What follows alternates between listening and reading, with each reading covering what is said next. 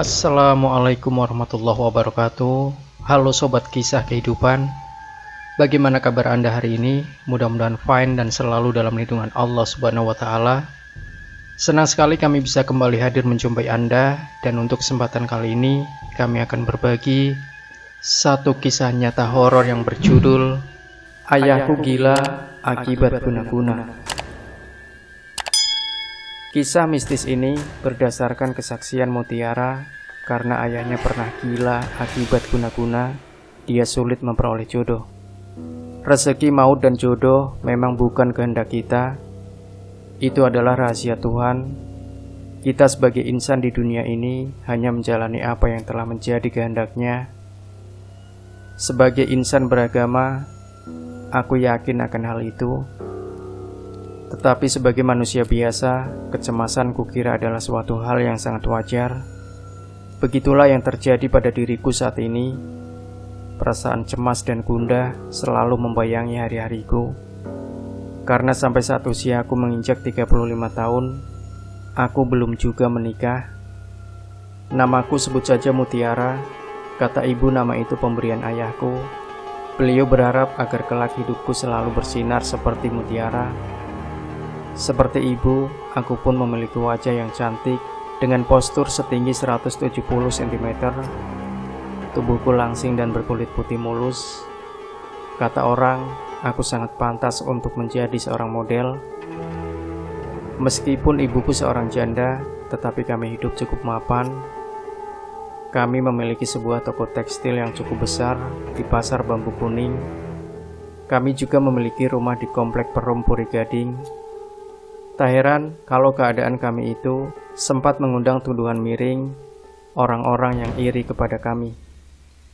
Bermacam-macam asumsi mereka lontarkan. Ada yang mengatakan kalau ibuku yang cantik itu adalah seorang pelacur terselubung. Ada juga yang menuduh bahwa harta kekayaan yang kami peroleh selama ini adalah hasil pesugihan. Tetapi selama ini kami tak pernah menghiraukan tudingan itu. Karena mereka tidak tahu bagaimana gigihnya ibuku berjuang membangun usaha dagangnya.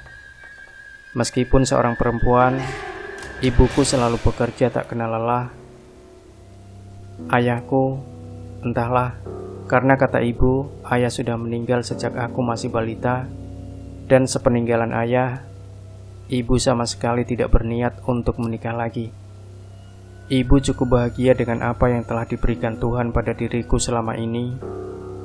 Untuk apa kawin lagi, seandainya perkawinan itu akan membuat sengsara saja. Ibu selalu berkilah.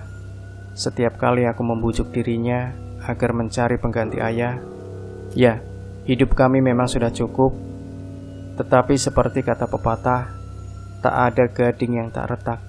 Di dunia ini memang tidak ada kehidupan yang sempurna.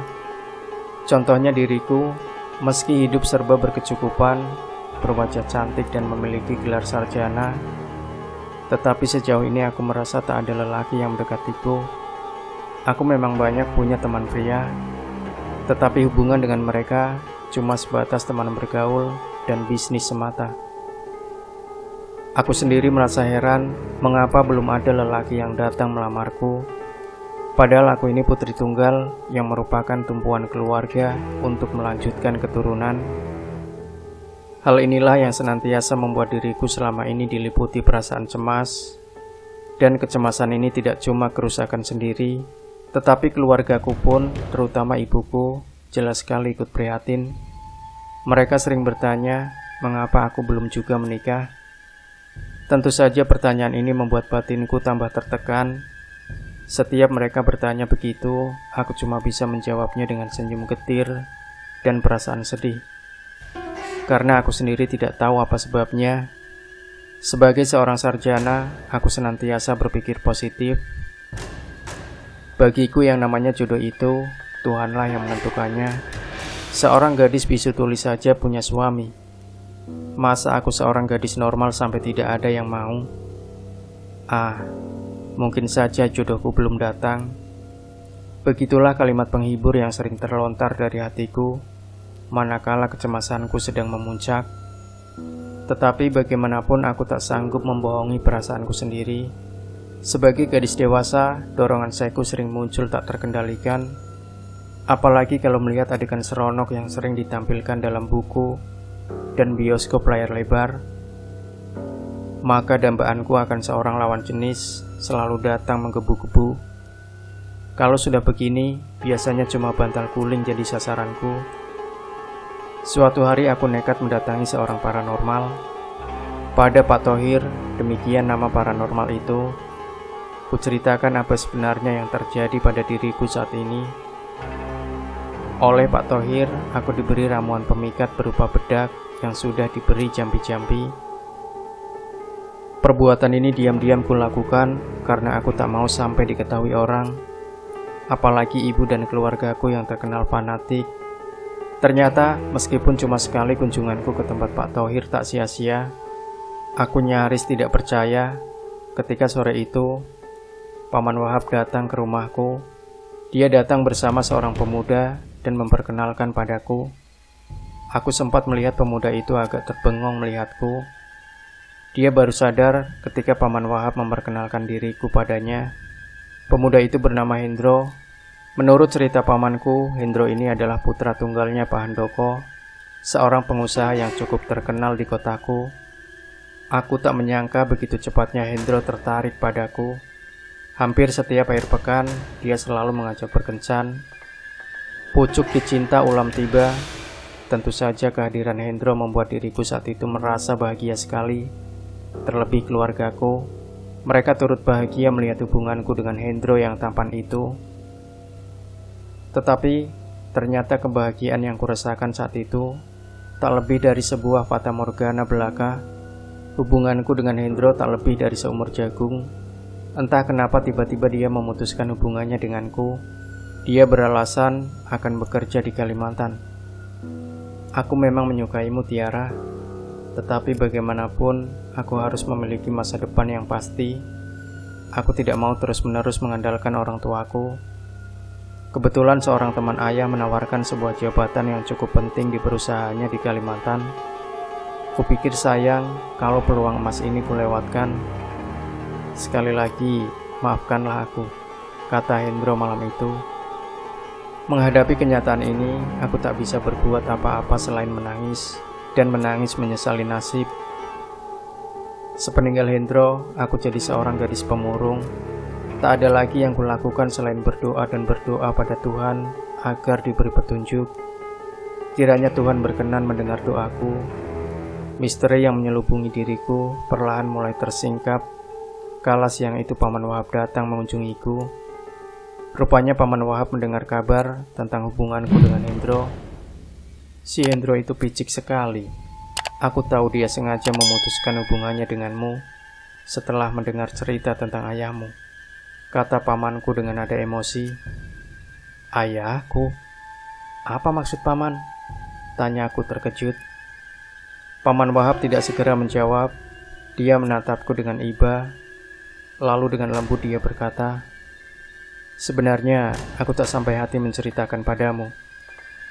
Selama ini kami memang sengaja merahasiakannya padamu karena kami anggap bahwa apa yang dialami oleh ayahmu adalah aib keluarga. Aib? Apa sih maksud paman? Aku semakin bingung dan penasaran.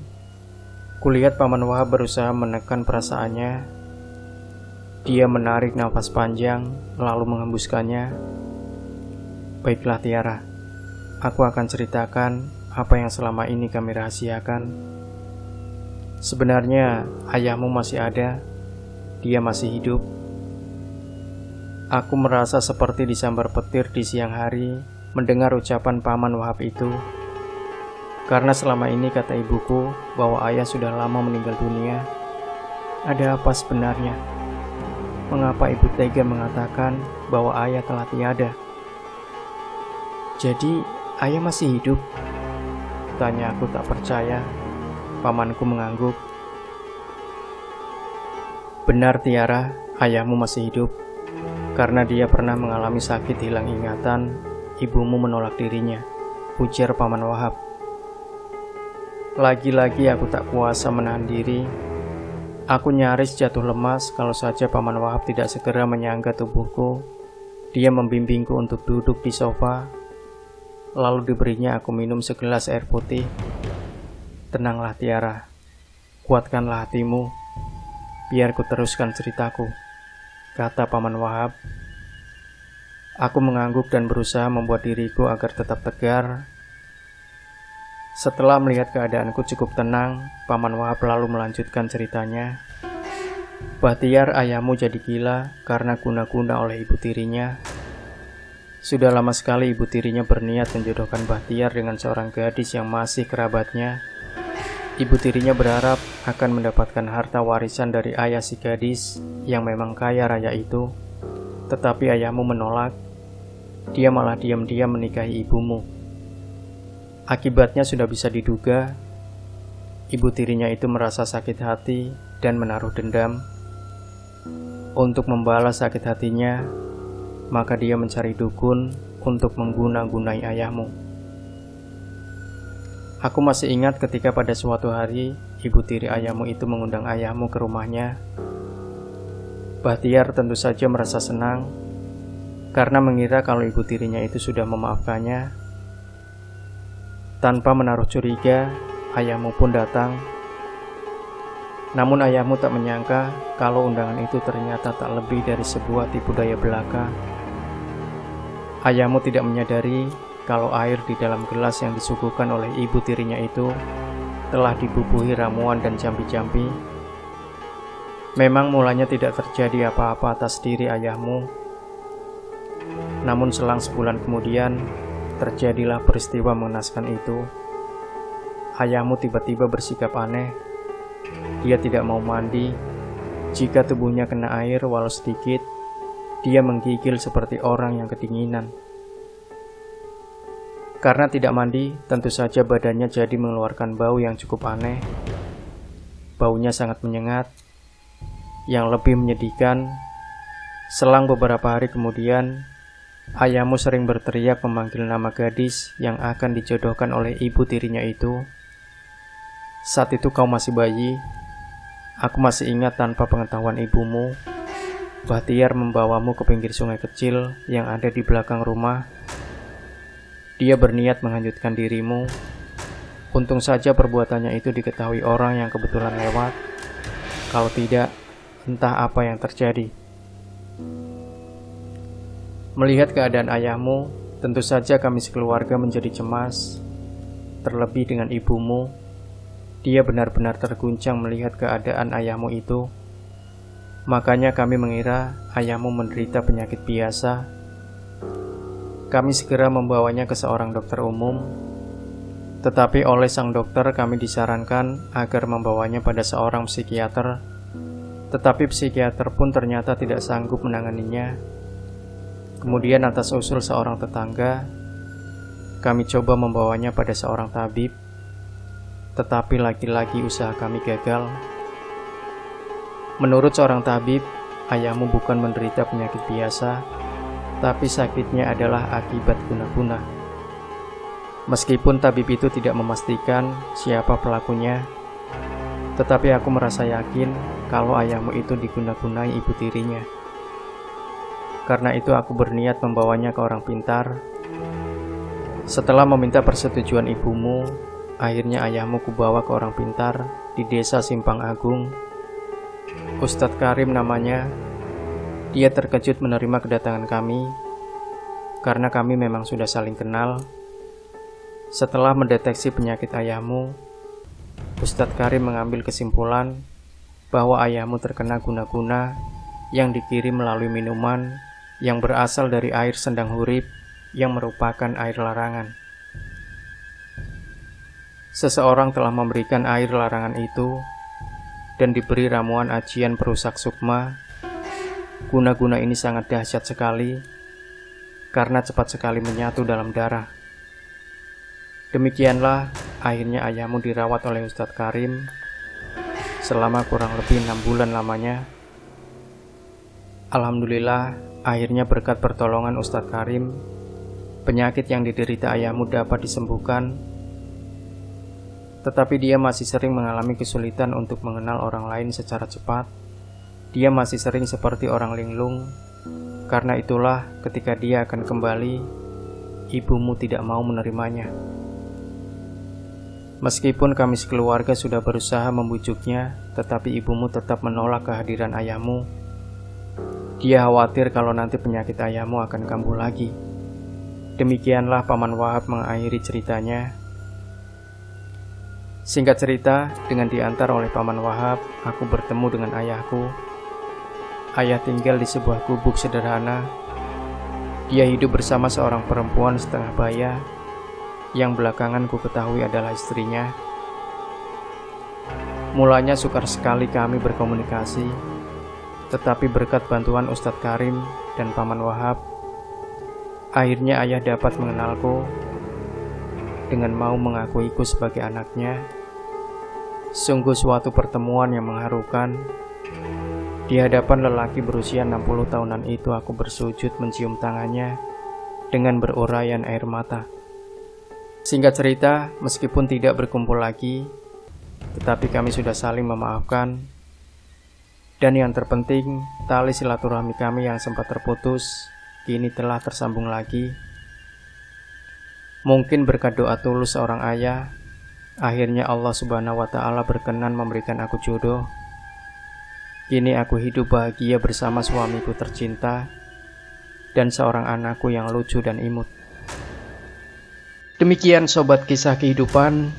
Jangan lupa berikan komentar Anda, like, share video ini, subscribe channel kisah kehidupan. Nantikan kembali kisah-kisah nyata misteri terbaru dari kami. Sampai jumpa. Wassalamualaikum warahmatullahi wabarakatuh.